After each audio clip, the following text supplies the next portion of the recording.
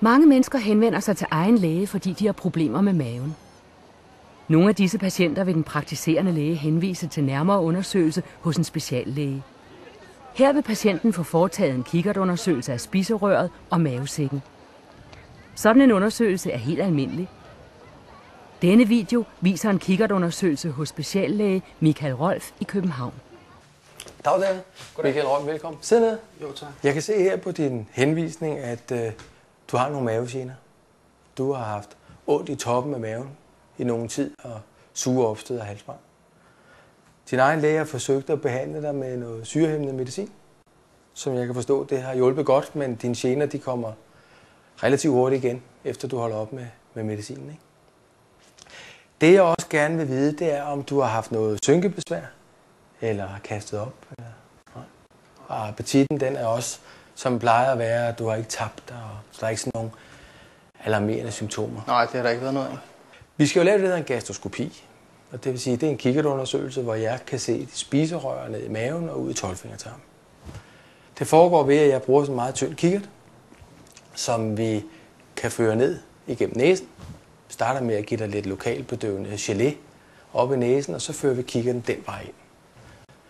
Undersøgelsen den er kortvarig, varer 3-4 minutter, og jeg kan med det samme se, hvad det er, der skal ses.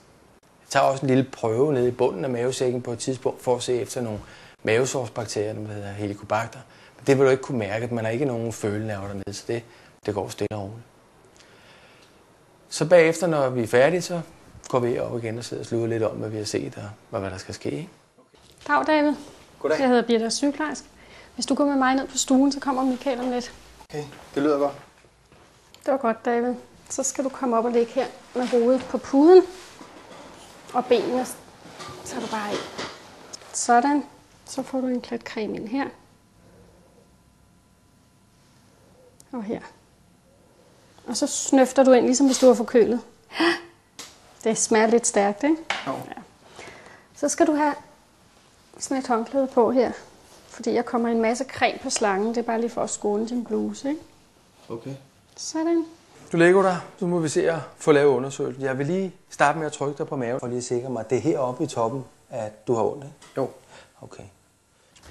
Der sker det nu, at nu fører jeg kikkerten ind via dit venstre næsebor.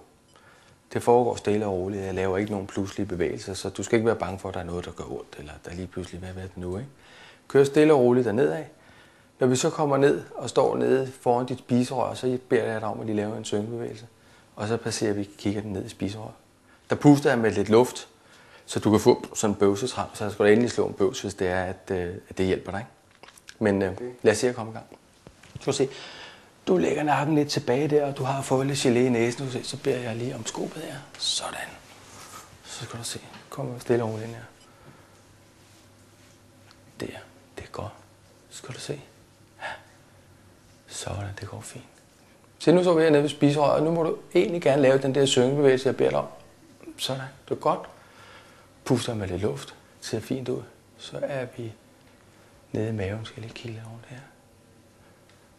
Og kører jeg direkte ned nu først som sidst ned ved 12-fingertarmen, og lige går ud og kigger derude. Sådan. Og det ser godt ud. Trækker tilbage igen. Nu er det, jeg tager den der lille prøve for mavesårsbakterier, så bliver det med biopsitarm. Ja, og så må du gerne åbne. Ja, og lukke. Sådan, det var det.